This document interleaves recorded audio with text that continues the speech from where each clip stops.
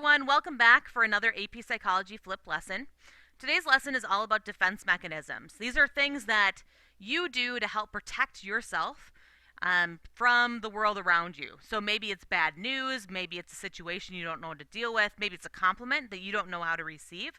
In any case, Sigmund Freud came up with the original idea of defense mechanisms as different tools and strategies that you use to help protect yourself in cases of uncertainty. So when you don't know what to do, you pull one of these out of the toolbox. All of these are things that you've probably done at some point, and some of them we've talked about before, so those will just be review, and other ones, it will just be learning a term to associate with an action that you're already familiar with. So the first one that we're going to look at is denial. This one is very basic, the most basic of all of the defense mechanisms.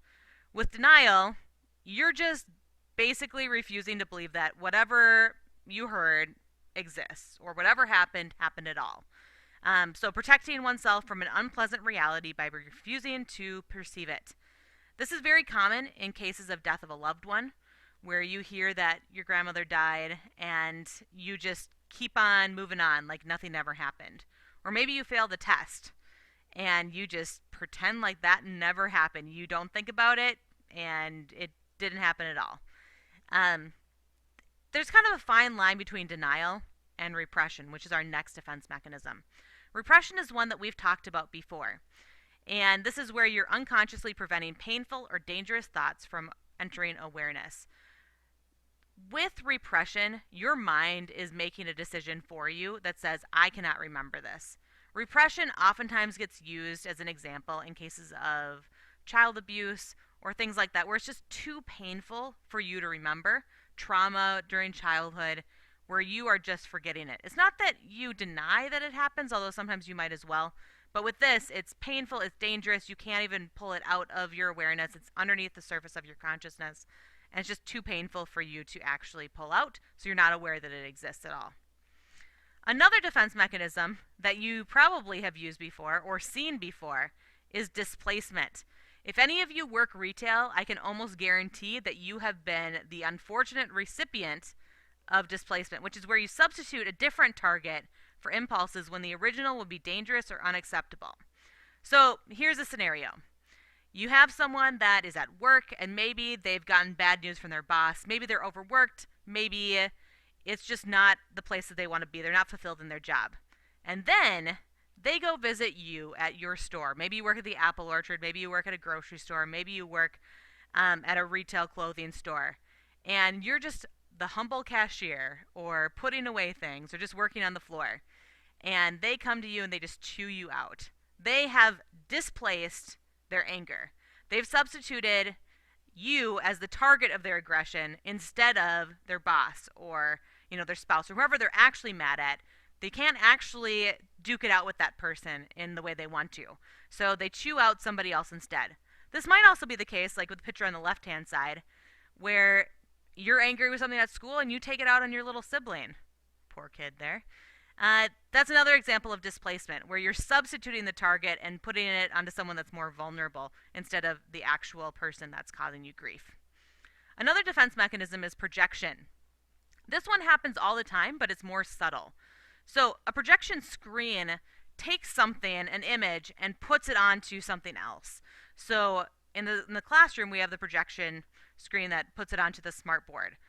With projection as a defense mechanism, you have your own personal feelings, and these could be positive feelings, they could be interpretations of events, they could also be shortcomings or unacceptable urges or impulses, and you put those thoughts and images and whatever it might be on somebody else. And you think that they actually think that. So let's look at this example of this Valentine. So let's say that you have some feelings that have developed for somebody else.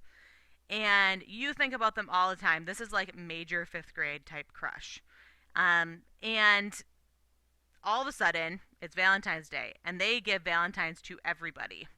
Everyone has their little Valentine's box. They're putting in all the Valentines. And you get your Valentine from that person. And you cherish it. And you say, I know they picked up those words because they truly, truly love me. This is a match made in heaven. This is going to work. Now, your feeling is that you have this major crush on them, but you're attributing their actions as them having a major crush back on you, even though it might not actually happen. This doesn't just happen in this sort of scenario. Maybe let's say that you're really disappointed in your own performance on a certain sports team, and then you start talking about other people and you say, oh man, they're just so mad that the defense didn't come through, when really that's what you're mad about. So when you take your own feelings and you say that other people have them, that is projection. Another one that's a little bit tricky to understand is something called reaction formation. This is where you, as you see here, prevents dangerous impulses from being expressed in behavior by exaggerating opposite behavior. Essentially, you almost try to deny your actual feelings by acting out in the opposite fashion. So in this little cartoon here at the bottom, it says, hey Miranda, are we still on for tonight? Miranda here says, I'm totally sorry, I forgot, I already made other plans. And our original person here is really upset. She's thinking that she's mad, but instead of saying that she's mad, she acts out in the opposite fashion, reaction formation. She says, I'm not mad, I'm fine, I'm happy. I didn't want to hang out anyway, I'm busy, whatever it might be. You act out in the opposite way than what you're actually feeling. This happens quite a bit. Going back to our example of 5th grade style crush, think about boys and girls on the playground and how childhood crushes come out. This is a perfect example of reaction formation, where if two people like each other, sometimes the way that you can tell if they like each other is if they're like punching each other. So like if that boy punched you on the playground, that might mean that he actually likes you. You're acting out in the opposite fashion than how you actually feel, because you don't know how to deal with the actual feelings. Or if you're really upset with your mom and then you say like, man, I just really love you a lot. And you really try to focus on that. Maybe you're even trying to convince yourself. You're acting out in the opposite fashion than how you actually feel. Reaction formation. The next defense mechanism here is regression. And I've seen this sometimes, and I hear about it happening even more than that. So regression is whenever you get into a situation, maybe you don't know how to deal with it, but instead of acting and dealing with it as your actual age that you are, you retreat to an earlier level of development, or to maybe an easier form of yourself. So the example I always think about with this is, imagine that you just got into a big fight with your parents, and right now you're 16, 17, 18, you're trying to demand respect as an adult, but yet I've heard of lots of cases, and I've seen some cases, where you get in a fight with your parents, and instead of talking it through, like the young adults they know you are, people literally stomp off like a little child. I can imagine times, or I can remember times with my little sister where she would be in high school, and she would run upstairs and slam her door. And that is a major form of regression.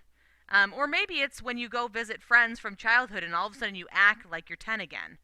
These are both forms of regression. You don't know how to deal with that group of friends as, 17-year-olds. So instead, you go back and you act like you did when you were 8 or when you were 6. Another defense mechanism is rationalization. Rationalization is when you justify your behavior by giving reasonable and rational, but false reasons for the reasons that you're giving. Essentially, you're explaining away your behavior. Teachers see this all the time with paper due dates. It just happens. The day of the paper, everything breaks. It wasn't broken before, but all of a sudden now the printer's broken, the computer crashed, whatever it might be. Now, all those might be totally legitimate. They might be true. They might be reasonable. But that's not really why you can't have your assignment today. That's just the excuse that you're giving yourself. You're talking away the problem. The reason that you don't have it done is because you didn't prepare until the day before it was due, and then there was something that came up on top of it. But when you rationalize it, you're saying that the whole reason you didn't get it done is because the printer broke or the dog ate it or whatever your excuse might be. The next defense mechanism is sublimation. Sometimes we encounter things that really frustrate us really badly. It might be a fight with a friend, it might be being cut from a team, it might be a breakup with a significant other, or some family problems, and sometimes it's just not appropriate to deal with it head on, or at least you don't think that it is. Maybe it's not appropriate to displace that either and take it out on a little sibling or, an employee on a store. If you use sublimation, You actually work off these unmet desires or unacceptable impulses, etc., in activities that are constructive. The perfect example of this is someone gets really angry and then they go running for like 5 miles. They're like, I just need to go deal with this. And they just go take off. And they work off all their angers. Instead of dealing head on head with whoever they're upset with or whatever the problem is, they decide to run instead. It's something different. Or maybe you write like angsty lyrics for a song that you want to sing. That would be another way of dealing with it in a different way. So you're not dealing with it head on and you're not taking it out on somebody else, but you're channeling your energy into something maybe more productive than a fight. The last one that I want to talk about is compensation. Compensation happens all the time. This is where you feel like you have some sort of weakness. It might be real, it might be imagined, and instead you focus on something else, or maybe you even focus on that particular thing even more because you feel deficient in that particular area. So let's say that you don't feel like you're a very good student. You know that school is not where you excel. Some people might take that feeling of inferiority and channel it, compensate it into really trying to excel in sports. Some psychologists are going to say you do that so people don't notice that you're weak at school. Or maybe it's the opposite. Maybe you're really bad at sports, so you say, I'm going to try really hard at school. On the other hand, one example here, especially with this little girl putting on lipstick, sometimes people just don't feel that attractive, and then instead of trying to go a different route, maybe they overcompensate with wearing way too much makeup, where you're like, you'd be really attractive just without makeup, but they feel inferior in that sort of aspect, so then they wear a lot more makeup to try to make up for that fact. So these are all different types of compensation, but you're trying to make up or counteract weaknesses that you may or may not have, but you feel like you do. Compensation. So in all, we've talked about several different defense mechanisms: denial, repression, displacement, projection, reaction formation, regression, rationalization, sublimation, and compensation. For tomorrow's quiz, it will be just based on the definitions that are given before. So use the flashcards, look at the reading that's on your calendar that's about this particular topic. It's not in the same order as it would be the other things, so you might have to look at that specifically with the page numbers. But take a look at all of that, and then you'll be more than ready for tomorrow's quiz. Thank you.